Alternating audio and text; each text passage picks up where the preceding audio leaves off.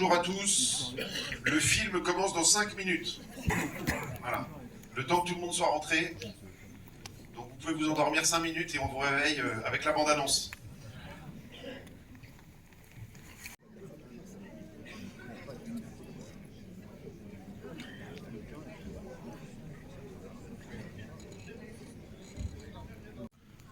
Bonjour à toutes et tous. Merci de votre présence très nombreuse. Je suis désolé de ce retard. Vous me connaissez, je suis un maniaque des horaires, mais il faut bien que tout le monde rentre dans la salle quand même. Pour un film qui, vous inquiétez pas, va pas durer trop longtemps. Je précise aussi qu'à la fin de cette réunion, nous aurons un pot de l'amitié. Donc si vous n'avez pas d'obligation familiale, vous êtes cordialement invités à rester. Vous ne le voyez pas encore, mais il est stocké là et on va le sortir tout à l'heure. Je voudrais, je l'ai déjà fait, mais je recommence, vous remercier pour votre présence extrêmement nombreuse. Cette salle que nous louons maintenant régulièrement pour les vœux de génération Mantes-la-Jolie, comme c'est marqué. Donc je remercie le directeur du cinéma de nous accueillir, même s'il nous a quand même fait payer, hein, je le dis hein, quand même, hein, c'est important. Mais néanmoins, il nous accueille et cette salle nous a déjà porté chance. Et surtout, c'est une des seules qui peut contenir dans Mantes autant de monde. Donc vous êtes plusieurs centaines ce matin et on est très très heureux de vous accueillir avec toute mon équipe municipale et l'équipe de Génération Mantes-la-Jolie. Première chose que je voudrais vous dire, c'est qu'on est le 31 janvier, donc il n'est pas trop tard pour vous souhaiter une excellente année à chacune et chacun. Alors certains, je l'ai déjà fait par écrit, certains, je l'ai déjà fait dans la rue, mais là, je vous le redis individuellement, en commençant évidemment parce que ma maman m'a bien élevé par les femmes. Donc mesdames, très bonne année à vous. Messieurs aussi, voilà. Je vous souhaite beaucoup de bonheur, beaucoup de santé et évidemment une année réussie. En disant ça, j'ai bien conscience que ça ne dépend pas beaucoup de moi, hein, que votre année soit réussie, à part sur certains aspects sur lesquels j'en reviendrai plus tard. Mais en tout cas, on est aussi ici parce qu'on est des amis, une famille, et donc c'est important qu'on se serre les coudes et qu'on se souhaite chacune et chacun une excellente année 2026.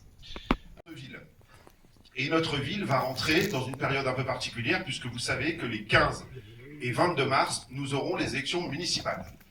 Alors depuis plusieurs semaines, quand je vous croise dans la rue, les uns et les autres, les unes et les autres, vous me dites « Mais monsieur le maire, est-ce que vous serez candidat ?» Donc je me suis dit, pendant que je vous réunis, je vais vous donner la réponse et je serai candidat aux élections municipales des 15 et 22 mars à Mantes-la-Jolie.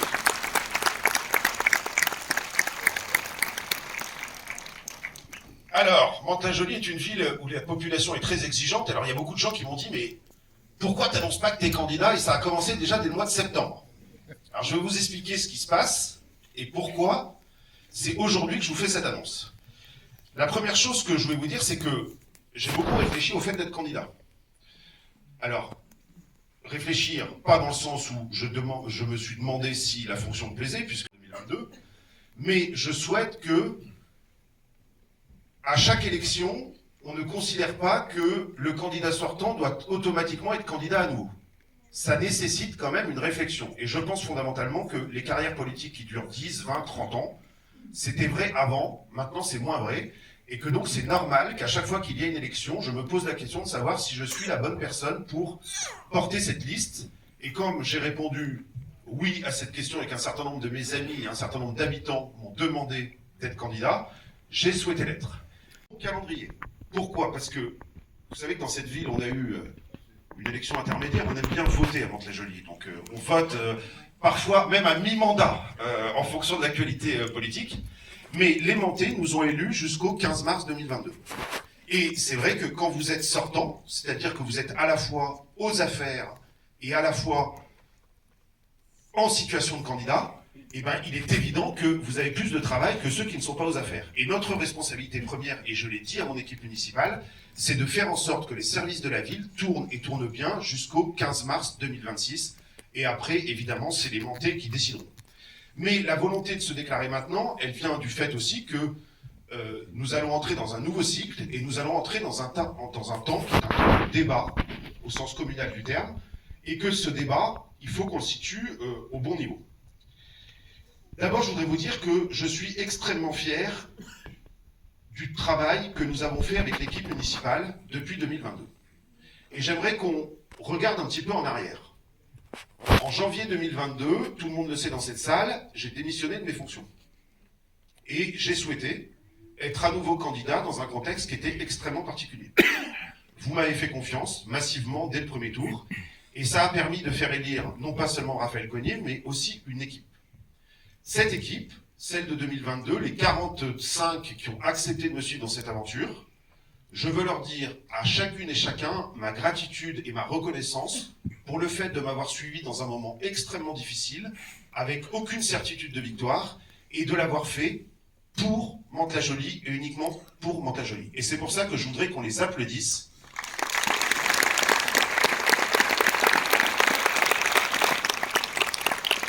Parce qu'un maire, c'est un chef d'équipe, et un chef d'équipe, ça veut dire qu'il faut une équipe. Alors, je ne vous cache pas que la liste de 2026 sera compliquée à faire, mais ça c'est ma responsabilité et j'y reviendrai. Mais celle de 2022, quand j'ai déclaré que je serais candidat, on était 9. Certains, vous savez, je suis un amateur de poker, certains auraient dit, il fait un coup de bluff. Eh ben, on a eu plus de 80, 70, 80 personnes qui en 2022 ont demandé à rentrer sur la liste et à nous rejoindre.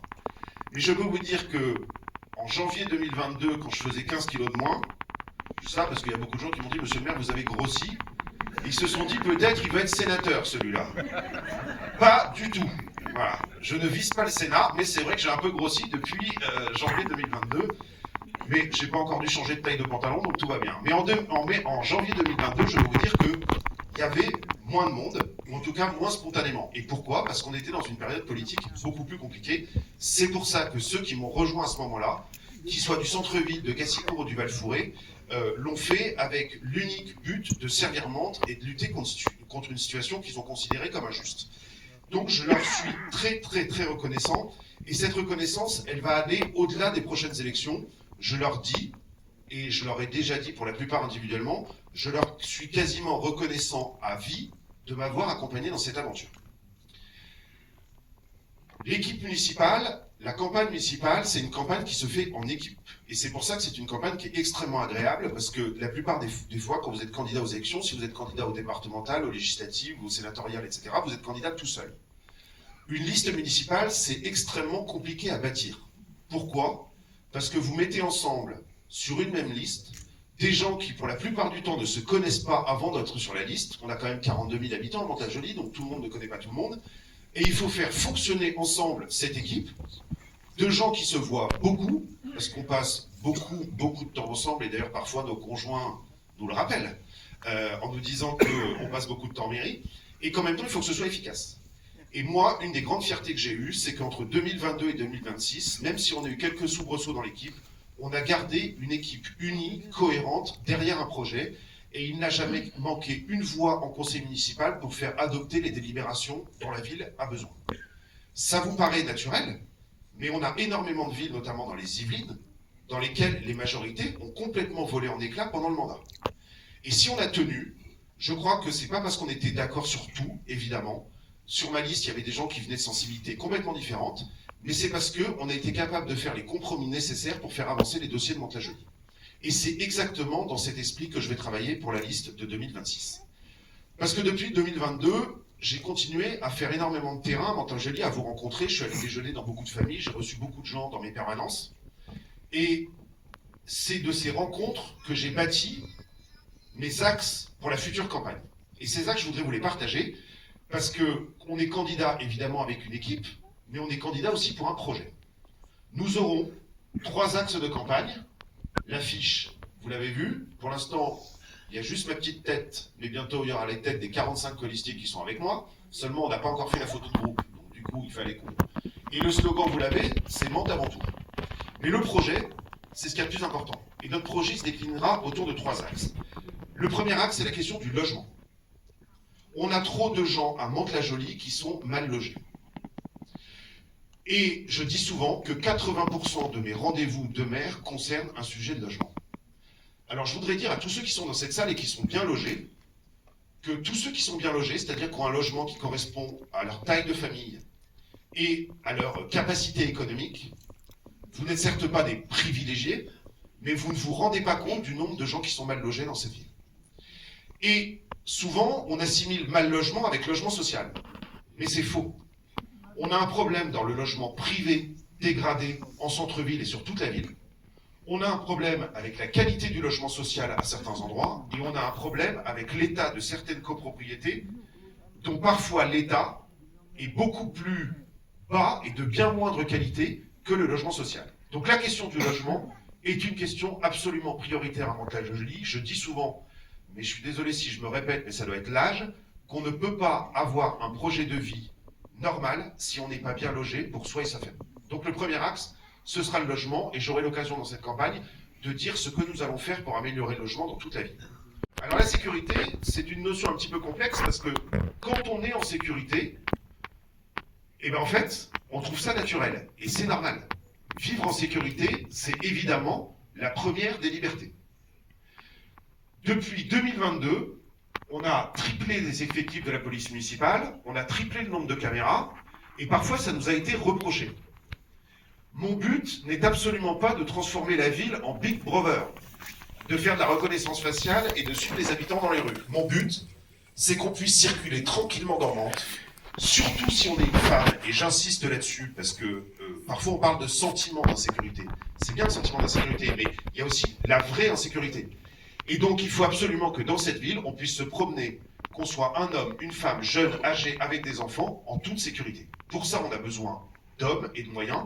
On a besoin aussi des nouvelles technologies, mais on a surtout besoin de continuer la dynamique qu'on a mise en place.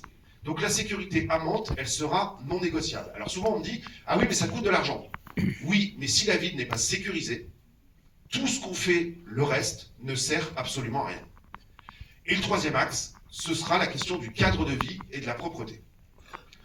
J'ai eu l'occasion de faire des dizaines de réunions de quartier avec vous, et je sais que la question du cadre de vie est quelque chose qui vous touche particulièrement à Mantes. Il faut que vous sachiez que c'est de plus en plus difficile de garder une ville propre. Et je salue les agents de la ville qui sont dans cette salle et qui parfois œuvrent sur les questions de propreté. La propreté, c'est d'abord une question de responsabilité individuelle des gens. Et c'est d'ailleurs pour ça qu'on a mis en place un certain nombre de systèmes, notamment de verbalisation, ce qui fait que maintenant, dans Mantes-la-Jolie, quand vous jetez votre poubelle sur la voie publique ou vos déchets, et qu'on réussit à remonter jusqu'à vous, parce que dans cette poubelle, il y a quelque chose qui vous identifie, on vous envoie un PV de la police municipale pour vous apprendre à ne pas recommencer. Mais on a aussi besoin de mettre en place un certain nombre de moyens, et on l'a déjà fait. Vous savez que la propreté, c'est une compétence de la communauté urbaine. La ville a choisi de l'exercer elle-même, parce que si on n'a pas une ville propre, c'est comme si on n'a pas une ville sécurisée, tout le reste ne sert absolument à rien. Qui ira faire ses courses dans un centre-ville dégueulasse ? Qui ira se promener sur les bords de Seine s'il y a des plastiques qui traînent partout? Évidemment personne, c'est une question de confort et c'est aussi une question d'image. Mais il n'y a pas que la propreté, il y a aussi la question du cadre de vie au sens large. Mantes-la-Jolie est une ville magnifique. On a des espaces verts, on a la Seine, on a du patrimoine. Le boulot du maire et de la future équipe municipale, c'est de mettre en place et de favoriser ce que j'appelle une ville qui respire. Une ville qui respire, ça veut dire que chaque fois qu'on peut, on fait planter des arbres dans toute la ville. Chaque fois qu'on peut, on enlève du goudron pour mettre du gazon. Chaque fois qu'on peut et qu'on a, par exemple, des places comme la place Paul-Bert, la place Sainte-Anne, qui étaient des grandes places sur lesquelles le soleil tapait très fort, etc., on met des arbres, on met des buissons et on fait en sorte que tout le monde vive mieux. Ça paraît évident, mais je peux vous dire que tenir ce cap pendant des années, c'est très difficile. Évidemment, ça coûte cher, mais c'est à ce prix-là que nous serons heureux de nous promener dans la ville dans laquelle nous habitons. Et je voudrais dire quelque chose, ces dossiers-là, ces trois axes de campagne, ce ne sont pas des lubies personnelles du maire. Ce sont des axes de campagne qui ont été remontés par les rencontres extrêmement fréquentes que j'ai avec la population. Alors ça ne résumera pas notre campagne, mais je crois que c'est important de rentrer en campagne avec une direction de campagne et des axes de campagne qui soient extrêmement clairs. On entre, je l'ai dit, dans le temps de la campagne électorale. Campagne électorale, évidemment, ça rime avec promesses. Et je peux vous dire que des promesses, vous allez en entendre beaucoup pendant les semaines qui arrivent. Je ne sais pas combien il y aura de listes. On parle de 5 listes, on parle de 6 listes. Vous savez, à Mantes-la-Jolie, on est habitué à avoir beaucoup de listes aux élections, et quelque part, c'est pas trop mal, comme ça, on peut avoir un vrai débat démocratique. Mais si on additionne les promesses des uns et des autres, je pense qu'on va arriver rapidement à 300 ou 400 promesses qui vont vous être faites. Vous êtes en droit de vous dire, les élus sont en campagne, ils font des promesses, c'est normal, qu'est-ce qui me garantit qu'ils vont les tenir? Et bien moi je crois que la première garantie qu'on peut vous donner qu'on va tenir nos promesses, c'est qu'on a tenu nos promesses précédentes. Je ne sais pas s'il y a des archivistes parmi vous, parce que, qui vient au Val-Fouré dimanche pour soutenir la candidate LFI. Il en a parfaitement le droit, c'est le débat démocratique, bienvenue à lui. LFI, au niveau national, il propose de dissoudre les polices municipales et de supprimer les caméras de vidéoprotection. Voilà. Ils l'ont écrit, ils l'ont dit. Alors, ceux qui ne me croient pas, je crois que tout le monde dans cette salle me fait confiance. Bon, il y en a qui n'ont pas répondu quand même, hein, mais bon, vous avez le droit de rester. Est-ce que c'est sérieux, quand on attaque une campagne municipale à Mantes, que sa première proposition, ce soit de supprimer la police municipale et les caméras de vidéoprotection? Qui souffre de l'insécurité dans cette ville? Tout le monde. Est-ce qu'on a l'impression que notre époque est moins dangereuse qu'il y a 10 ans? Quand on est parent, est-ce qu'on est rassuré tout le temps quand ces enfants, à Mantes-la-Jolie ou d'ailleurs ailleurs, hein, puisque moi j'ai des enfants qui circulent aussi dans l'Île-de-France, etc., est-ce qu'on est toujours certain qu'ils seront en parfaite sécurité? La réponse est évidemment non. Et c'est de l'idéologie complète que d'expliquer que la police est l'ennemi des libertés. La police, qu'elle soit municipale, qu'elle soit nationale, que ce soit la gendarmerie, c'est des gens qui sont là pour nous protéger, faire en sorte qu'on vive en paix. Et donc il va falloir qu'on ait ce débat avec la gauche, de dire, est-ce que vraiment vous souhaitez que les caméras de vidéoprotection à Mantes disparaissent et que la police municipale disparaisse? Moi personnellement, je proposerai exactement l'inverse. L'idée, c'est pas d'avoir un policier derrière chaque habitant. L'idée, c'est qu'on puisse circuler en paix, avoir une vie normale et ne pas souffrir de la délinquance. Ensuite, je vais dire un mot de M. Delbis. J'ai rien dit encore. M. Delbis est quelqu'un que j'apprécie à titre personnel. Je le dis, j'ai eu l'occasion de travailler avec lui sur un certain nombre de choses, donc je n'ai aucune animosité contre lui. Et je le redis, il n'est pas question de commencer une campagne en insultant tout le monde. Je fais juste un constat. M. Delbis a dit qu'il était un candidat indépendant de qui vous savez et dont je ne prononce pas le nom. On va voir si cette campagne vérifie ça. Quand je lis dans le premier tract de M. Delbis que s'il est élu, des dizaines de millions d'euros du conseil départemental vont se déverser sur ta ville, j'ai deux questions. Comment est-ce possible, alors que le conseil départemental nous a fait savoir plusieurs fois et par écrit à tous les maires des Yvelines qu'il était dans une situation financière compliquée et que donc il avait baissé un certain nombre d'aides? Il va falloir répondre à cette question. La deuxième question, s'il y a des dizaines de millions d'euros disponibles pour la ville de Mantes, pourquoi ne sont-ils déjà arrivés? Est-ce que c'est pour punir les habitants de Mantes-la-Jolie d'avoir mal voté en 2022? Moi, je ne suis fâché avec personne. Je m'entends bien et je suis prêt à discuter avec tout le monde. Ce que je ne veux pas, par contre, c'est qu'on prenne la ville dans un chantage qui consiste à dire si vous votez bien, vous aurez ça, si vous votez pas bien, vous n'aurez pas ça. Parce que le sujet là-dessus, c'est pas le maire de Mantes-la-Jolie. Quand on demande des millions au conseil départemental ou au conseil régional, et d'ailleurs je veux le dire ici publiquement, la collectivité qui nous a le plus aidé depuis 2022, c'est le conseil régional, qui nous a financé un certain nombre d'équipements. Quand on demande de l'argent, c'est pas pour le maire, son équipe, c'est pour la population. C'est pour continuer le plan de renouvellement urbain du Val-Fouré. C'est pour investir dans nos places de centre-ville. C'est pour transformer nos espaces publics dans le quartier de Gassicourt. Et donc, si cet argent, il est demandé, c'est parce qu'il est utile pour la ville. Mais cet argent, il ne sera pas demandé à n'importe quelle condition. Et surtout, les Mantais, je pense, refuseront une logique de chantage qui consiste à dire qu'en fonction du maire, les financements sont différents. Et puis je vais dire aussi un mot du candidat Adama Gueye. Alors je ne vais pas citer tous les candidats, parce qu'il y en a qui disent qu'ils sont candidats, mais on ne sait pas s'ils seront candidats. Moi je prends les candidats connus à ce jour. Je considère que M. Gueye est un garçon intelligent, et je trouve que ses premiers tracts situent le débat politique au bon niveau, c'est-à-dire celui des propositions. Moi je suis prêt à débattre avec tout le monde. Ce que je souhaite, c'est que on le fasse de façon apaisée, et surtout que ce ne soit pas demain on rase gratis. Vous savez, moi je peux très facilement vous faire un tract en moins de 5 minutes, dans lequel je vais vous expliquer que je vais tripler le nombre de policiers municipaux, je vais mettre la cantine à 0 €, je vais baisser les impôts de 50%, etc., etc. Ça ne marche pas, il y a un principe de réalité. Mais néanmoins, chaque candidat, chaque liste aura ses priorités, et c'est extrêmement sain qu'on en débatte tous ensemble. En écrivant ces quelques lignes, je me suis dit, il faut regarder devant, et pour regarder devant, il faut aussi qu'on regarde un petit peu ce qui s'est passé derrière. J'ai une petite habitude des campagnes électorales à Mantes-la-Jolie, puisque je crois que j'en ai fait une dizaine. Alors, pas forcément en tant que candidat, mais avant d'être candidat, j'ai été souvent directeur de campagne, etc., etc.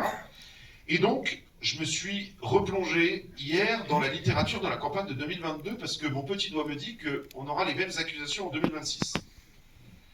Alors, à l'époque de 2022, ça n'a pas changé, on m'avait traité de facho et d'extrême droite. On avait expliqué, article de presse à l'appui, que sur ma liste, j'allais accueillir des gens du Rassemblement national dans une espèce de mouvement de rassemblement. On n'avait à l'époque même pas pris la peine de démentir cette information parce que ça n'avait aucun sens et la liste qu'on a montrée a prouvé que tout ça était absolument faux. On m'a accusé aussi, je ne sais pas si vous vous en souvenez, d'avoir fait des travaux à l'hôtel de ville à hauteur de centaines de milliers d'euros à titre personnel, travaux qui n'ont jamais existé et qui n'ont jamais eu lieu. On m'avait accusé aussi de dire il va être candidat à la mairie, mais juste après il va laisser la place pour être candidat à une autre élection, etc. Bon, il se trouve que j'ai été candidat à 0 élection depuis 2022 et que je suis devant vous en 2026. Pourquoi je vous dis ça? C'est pas forcément pour vous rappeler ces mauvais souvenirs, mais c'est pour vous dire qu'il est probable qu'on ait exactement les mêmes attaques pendant la campagne de 2026. Et donc, qu'est-ce qu'on fait dans ces cas-là? Eh bien, écoutez, je vais prendre une expression que j'aime bien, c'est qu'on va garder le calme des vieilles troupes. Les vieilles troupes, c'est celles qui, quand il y a 2-3 coups de canon, ne bougent pas et restent en place. Et qui ne commencent pas à s'agiter, à se mettre en débandade et à courir le plus vite possible pour fuir le combat. Je suis là, évidemment, pour prendre les coups pour toute l'équipe.